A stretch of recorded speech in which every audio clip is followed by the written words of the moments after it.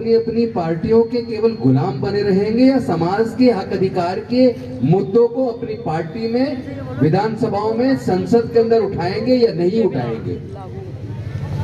क्या इन बातों पर चर्चा होनी चाहिए या नहीं होनी चाहिए? या केवल हवाई राजनीति करने से काम चल जाएगा? बाबा साहेब काउंसलर बना गए, ग्राम प्रधान बना गए, जिला पंचायत समिति सदस्य बना गए, बाबा साहेब हमें एमएलए बना गए, एमपी बना गए, मंत्री बना गए, राष्ट्रपति तक कुर्सी तक दे गए। लेकिन हम सब लोग मिलकर जो डॉक्टर बाबा साहेब अम्बेडकर देकर गए, क्या हम उसे भी बचा कर रख पाए? मुझे अच्छे से याद है, मैं अपने मिशन जय भीम के राष्ट्रीय महासचिव बीपी निगम, जो डीटीसी से चीफ जनरल मैनेजर रिटायर हुए, मैं उनसे बात कर रहा था। मैंने पूछा कि जब आपने 1981 में दिल्ली कॉलेज ऑफ इंजीनियरिंग में एडमिशन लिया था तब फीस कितनी थी? आपको मैं ऐसी चीजें बता रहा हूं जो कोई बताता नहीं होगा। उस वक्त इंजीनियरिंग की एक साल की फीस 180 रुपए थी और 300 रुपया वजीफा मिल जाता था SC/ST डिपार्टमेंट से। मैंने उनसे पूछा कि आप इस 300 रुपए को कैसे खर्च करते थे? उन्होंने कहा कि पहली बात तो एडमिशन के टाइम पे 180 रुपए नहीं थे, मेरी माँ किसी पड़ोसी से कर्ज लेकर आई और जब 300 रुपए का वजीफा मिला तो 180 तो हमने उनके जो कर्ज के पैसे चुकाए, 120 रुपए जो बचे उसमें एक जोड़ी कपड़े बनवाए और बाकी पैसे में से वो अपने रोज का एक समोसा और एक चाय का खर्चा पूरे साल का निकाल लिया। और फिर दिल्ली कॉलेज ऑफ इंजीनियरिंग से इंजीनियरिंग करके माँ बाप का 1 रुपया खर्च नहीं हुआ, एक सिंगल रुपये माँ बाप का खर्च नहीं हुआ और वो दिल्ली कॉलेज ऑफ इंजीनियरिंग से इंजीनियरिंग करके वजीफे के पैसे से पढ़ गए और उसके बाद इंजीनियर बने और Delhi transport authority, Delhi transport corporation से as a chief general manager retire हुए। लेकिन आपको पता है उस वक्त वो तो वजीफे के पैसे से पढ़ गए। आज उसी इंजीनियरिंग कॉलेज जो दिल्ली कॉलेज ऑफ इंजीनियरिंग है वो 2 भाग में बढ़ चुका है।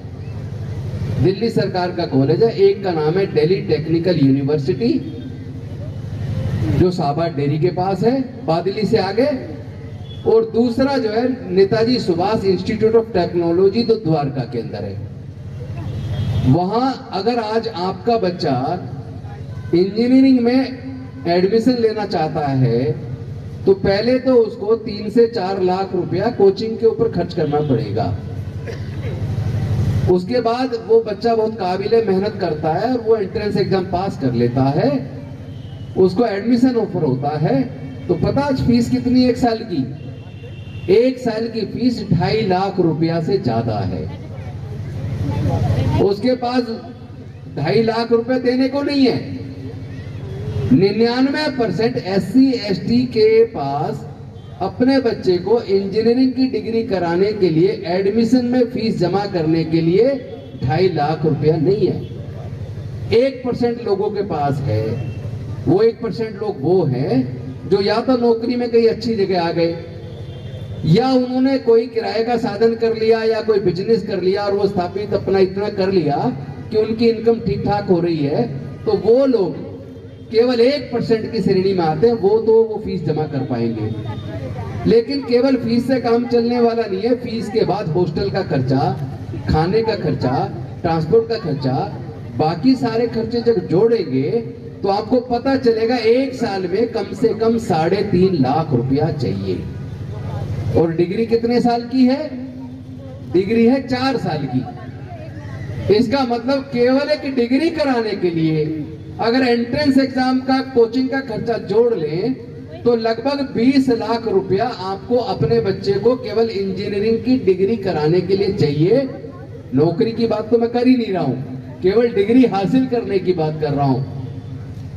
अब मैं आपसे पूछना चाहता हूं, एक समय था कि स्कॉलरशिप के पैसे से, जो बाबा साहेब के दिए रिजर्वेशन से हमारे बच्चे इंजीनियरिंग में आ जाते थे, बाबा साहेब के दिए रिजर्वेशन और स्कॉलरशिप से पढ़ के इंजीनियर बन जाते थे।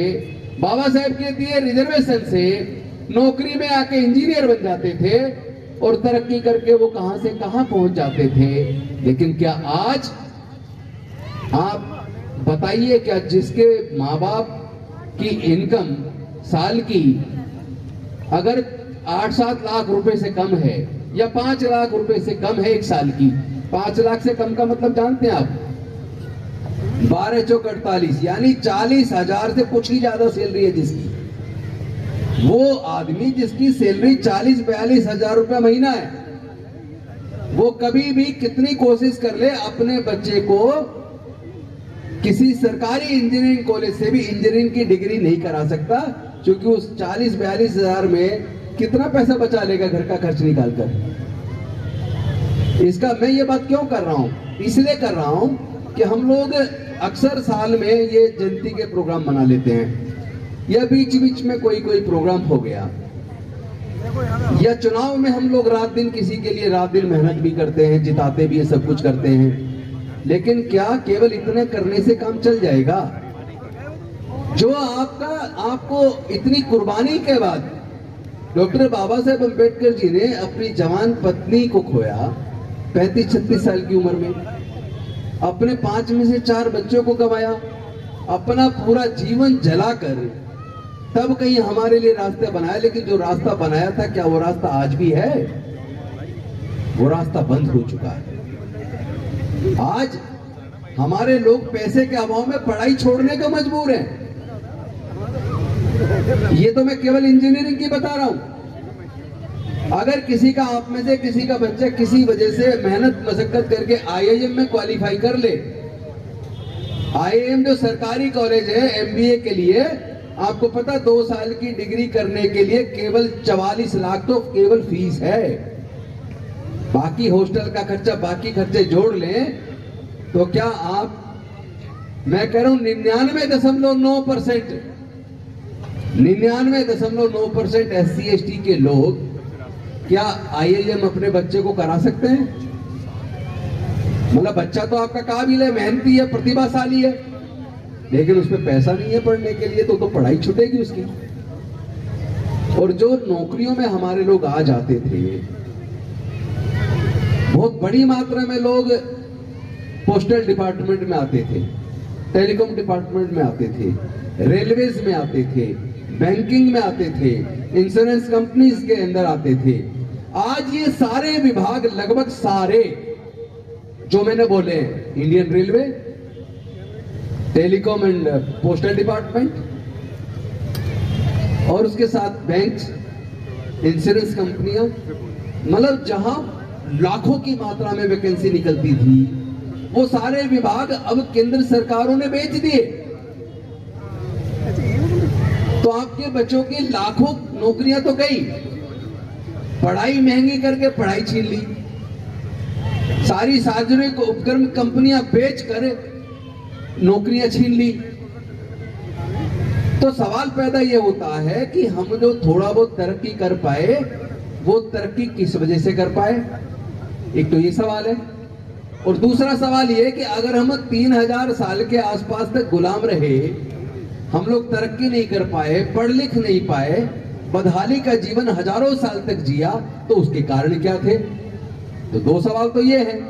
और तीसरा सवाल ये कि जो बाबा साहब देकर गए, जिससे तरक्की खुशहाली नजर आ रही है, वो रास्ता तो बंद हो गया। अब चौथा सवाल ये बंद होने, जो रास्ता बंद हुआ है, इसके बंद होने से अब हमारे बच्चों का भविष्य क्या है? बताइए। इन सवालों का जवाब कोई बाहर से, विदेश से आके बताने नहीं आने वाला है। इस सवालों का जवाब डॉक्टर बाबा साहेब अम्बेडकर दोबारा जन्म लेकर इनका जवाब नहीं देंगे। हमारे में से, आप में से कुछ को डॉक्टर अम्बेडकर बनना पड़ेगा। उन्होंने कुर्बानी दी, अब हमें कुर्बानी देनी पड़ेगी। हमें ये छोटी मोटी कुर्सियों से ऊपर उठना पड़ेगा। ये कुर्सियां टेम्परेरी हैं। लोग सोचते हैं जिसको मिल गई, मैं अजर अमर हूं, मेरे पे रहने वाली है। कोई कुर्सी परमानेंट नहीं है भाई, सारी जाती है एक न एक दिन। किसी पे 5 साल, किसी पे 10 साल, किसी पे 15 साल।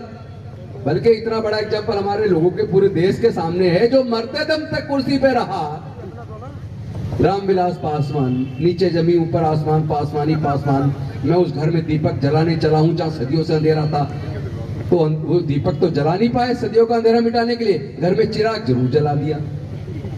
गलत तो नहीं कह रहा हूं। तो मैं पूछना चाहता हूं, जब ये सब कुछ छिन रहा था तब भी तो हमारे सारे नेता थे, तब भी हमारे विधायक सांसद थे, तब भी हमारे लोग मंत्री थे, मरते दब तक पासवान जी मंत्री रहे। लेकिन क्या आज उनको कोई याद करने वाला है? तो याद उनको नहीं करते जो कुर्सी पर पूरी जिंदगी कुर्सी के लिए जीते हैं। याद लोग उनको करते हैं जो समाज के लिए कुर्सियों को कुर्बान करते हैं। जब डॉक्टर बाबा साहब अम्बेडकर 1951 के अंदर हिंदू कोड बिल लेकर आए, जिसके अंदर क्या था Hindu code bill? Hindu code bill ये था कि भारत में हिंदू महिलाओं को अगर पति जवानी में मर जाए तो महिलाओं को दूसरी शादी करने का हक नहीं था। पति कितना ही जालिम और क्रूर हो, कितनी मार पिटाई करता हो, उसके बाद भी पत्नी को तलाक लेने का हक नहीं था। पति अगर पत्नी को छोड़ दे, बच्चों को छोड़ दे, तो गुजारा भत्ता लेने का हक नहीं था। पत्नी को अगर बच्चे नहीं होते, बच्चे गोद लेने का हक नहीं था। पिता और पति की संपत्ति में हक नहीं था। डॉक्टर बाबा साहब अम्बेडकर भारत की महिलाओं को पुरुषों के बराबर का अधिकार दिलाकर उनको तलाक का हक, उनको संपत्ति का हक, उनको दूसरी शादी करने का हक, उनको मुआवजा भत्ता, गुजारा भत्ता लेने का हक देने का जब वो बिल लेकर आए, हिंदू कोड बिल 1951 में, आपको जान के ताज्जुब होगा, पूरी की पूरी संसद उनके खिलाफ हो गई। पूरी संसद के अंदर जो सांसद थे उन्होंने कहा ये तो हिंदू धर्म पे हमला है। मैं पूछना चाहता हूं, भारत की महिलाओं को हक देना क्या ये किसी धर्म के ऊपर हमला है? मुझे तो दुख इस बात का है कि भारत की महिलाओं को ही, यहां तक कि एक बार एक प्रोग्राम में मैं गया, उस प्रोग्राम में मुझे एक वक्ता के तौर पे गलती से बुला लिया। तब मैं राजनीति में नहीं था, समता सैनिकल में राष्ट्रीय प्रधान महासचिव था। वहां एक महिला आयोग की अध्यक्ष आई हुई थी और वहां जब मुझे बोलने को मौका दिया तो मैंने उन अध्यक्षा से डायरेक्ट पूछ लिया, माइक पे, हाथ में माइक मेरे था, मैंने उनसे पूछ लिया कि आप महिला आयोग की अध्यक्षा हैं, मैं आपसे जानना चाहता हूं कि महिलाओं को एम्पावरमेंट किसने किया, महिलाओं को तलाक लेने का हक किसने दिया, महिलाओं को पति के मरने के बाद दूसरी शादी करने का हक किसने दिया, महिलाओं को बच्चे पैदा होते थे तो नौकरी चली जाती थी या छुट्टी का पैसा नहीं मिलता था, मैटरनिटी लीव बेनिफिट एक्ट किसने दिया, महिलाओं के सारे अधिकार किसने दिए? तो मुझे दुख हुआ कि महिला आयोग की अध्यक्षा को पता ही नहीं था। वो इधर उधर के नाम लेने लगी, कभी जवाहरलाल नेहरू का नाम ले, कभी किसी और नेता का नाम ले, कभी किसी का नाम ले। मैंने कहा यार कितना अजीब देश है कि हमारे देश की सरकारों ने कभी सच्चाई को पढ़ाया नहीं। कोई यही नहीं पढ़ाया कि महिलाओं को उत्थान किसने किया। कभी कह रही राजा राम मोहन राय, कभी कह रही ईश्वरचंद विद्यासागर। उन्हें यही नहीं पता ईश्वरचंद विद्यासागर, राजा राम मोहन राय ने कौन से मुद्दे पे लड़ाई लड़ी। उन्होंने सती प्रथा के खिलाफ लड़ाई लड़ी, कन्यावध के खिलाफ लड़ाई लड़ी, लेकिन ये वाली लड़ाई, महिलाओं को हक देने वाली लड़ाई तो डॉक्टर बाबा साहब अम्बेडकर ने लड़ी।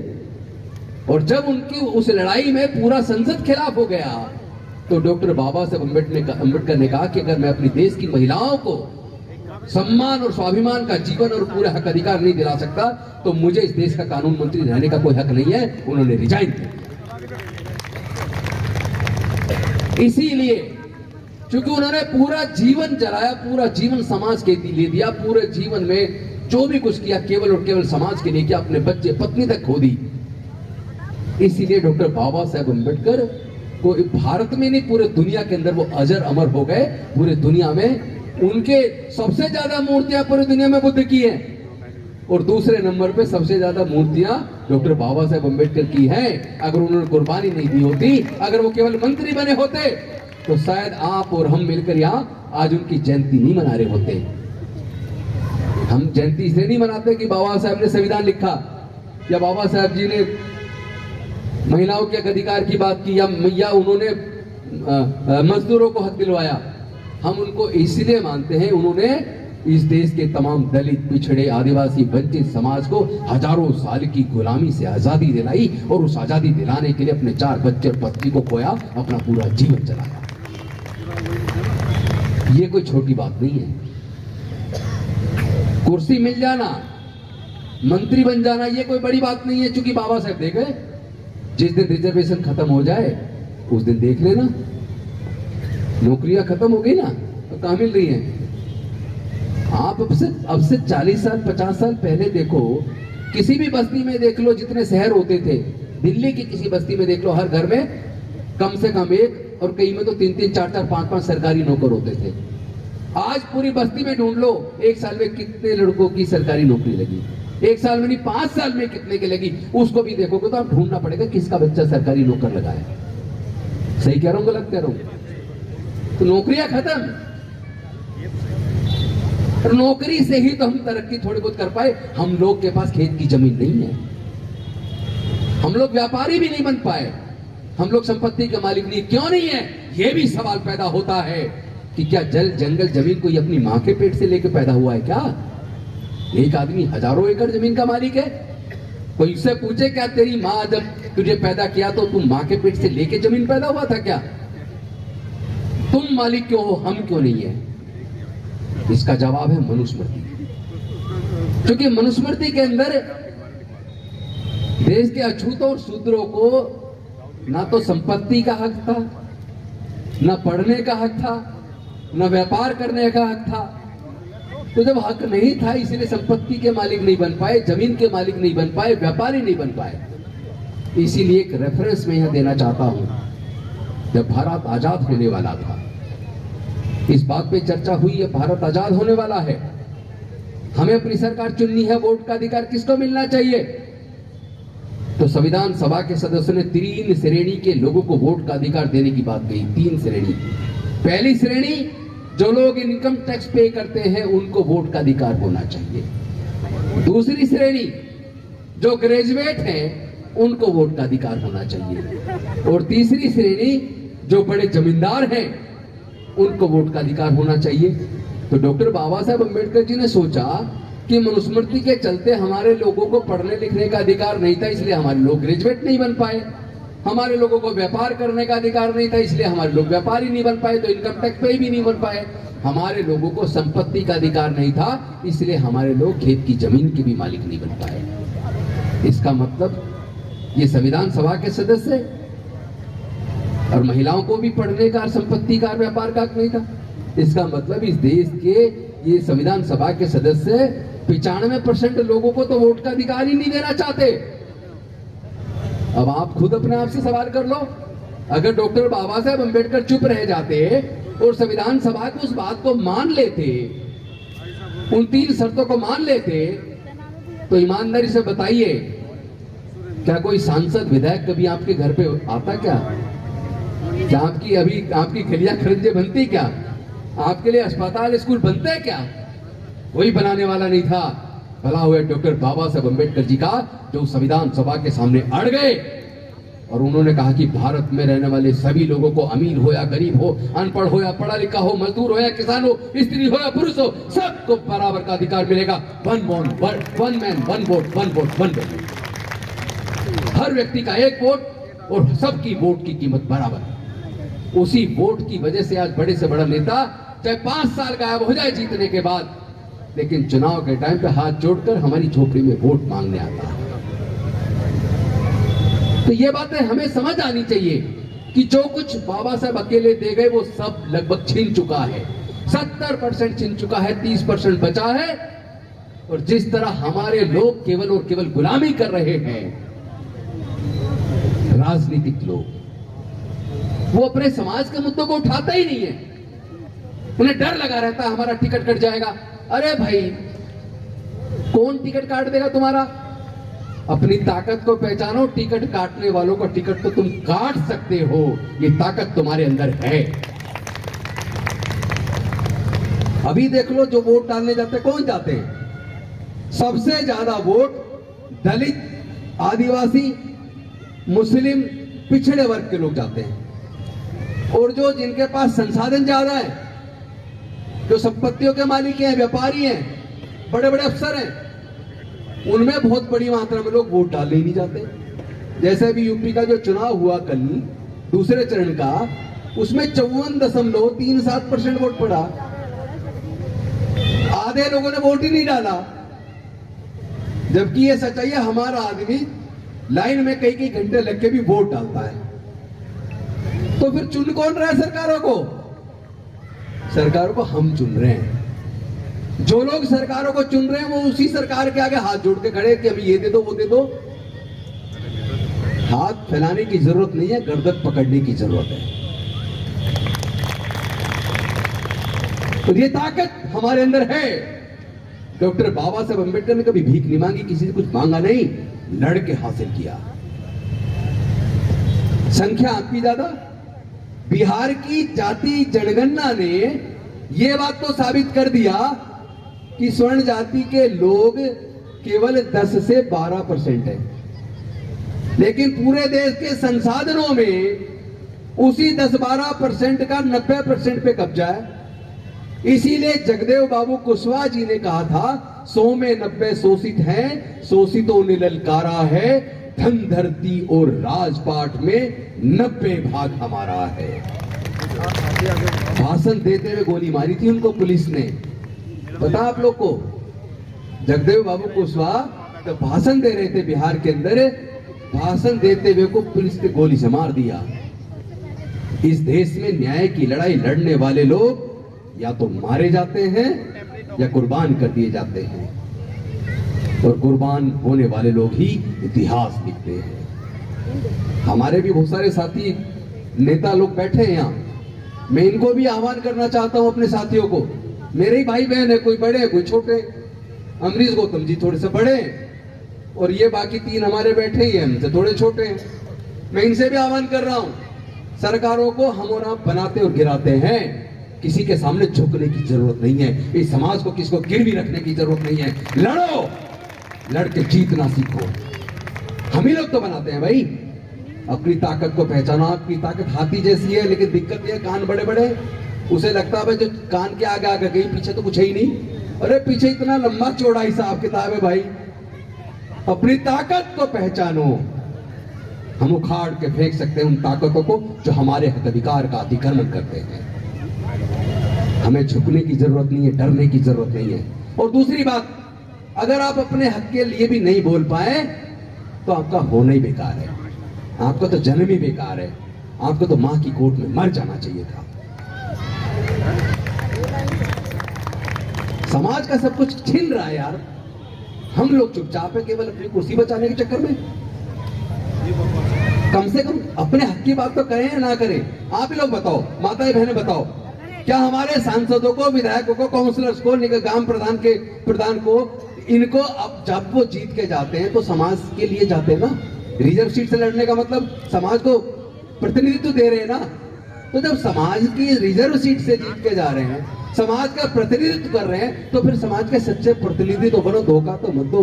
ये धोखा समाज के साथ भी कर रहे हैं, ये धोखा डॉक्टर बाबा साहब अम्बेडकर के साथ भी कर रहे हैं। इन्हीं के धोखे की वजह से डॉक्टर बाबा साहब अम्बेडकर की कुर्बानी बेकार चली गई।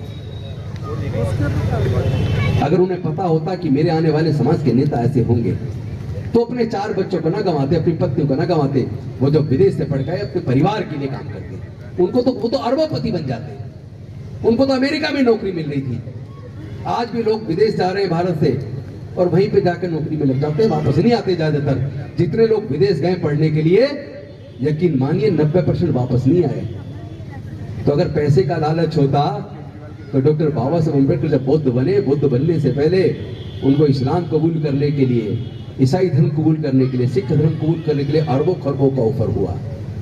लेकिन डॉक्टर बाबा साहब अम्बेडकर जैसे बिरले लोग को खरीदने वाले इस दुनिया में पैदा नहीं हुए। इसीलिए मैं कह रहा हूं, हमें भी, हम डॉक्टर बाबा साहब अम्बेडकर के बच्चे हैं, हमें दुनिया की कोई ताकत ना खरीद सकती है, ना झुका सकती है, ना डरा सकती है। हम डॉक्टर बाबा साहब अम्बेडकर की विचारधारा को, बुद्ध के धम्म को भारत में दोबारा स्थापित करके छोड़ेंगे। इसके लिए जो भी कुछ नुकसान हो जाए उसका चिंता करने की जरूरत नहीं है। हम लड़ेंगे, हम जीतेंगे। उन सवालों का जवाब जो मैंने शुरुआत की थी कि हमारे सामने समस्या क्या है, तो समस्या ये है कि हम पैसे के अभाव में हमारे बच्चे पढ़ेंगे कैसे, सब कुछ प्राइवेटाइज हो जाएगा तो नौकरी में आएंगे कैसे? जमीन हमारे पास है नहीं तो खेती, हम तो बहुत से लोग खेती पे निर्भर है जिनके पास जमीन है, हमारे पास तो जमीन भी नहीं है, हम तो व्यापारी भी नहीं है, तो हमारी तो करो या मरो की स्थिति है। आप सबसे लास्ट सवाल पूछ कर अपनी बात को खत्म करूंगा। क्या हमारे लोगों को दोबारा से जो 3,500 साल की गुलामी डॉक्टर बाबा साहब अम्बेडकर ने तोड़ी थी, क्या उस गुलामी को छोड़, उस आजादी को छोड़कर दोबारा हमें गुलामी स्वीकार कर लेनी चाहिए? क्या हमारे बच्चे दोबारा से गुलाम बन जाए? क्या हमें अपने बच्चों के लिए, उनके हक अधिकार के लिए, उनके भविष्य के लिए लड़ना चाहिए कि नहीं लड़ना चाहिए? तो फिर हम जो लड़ाई लड़ रहे हैं ठीक कर रहे हैं, गलत कर रहे हैं? हम लड़ेंगे, हम जीतेंगे। जय जय जय जय जय भीम, जय जय जय जय जय भीम, जय जय।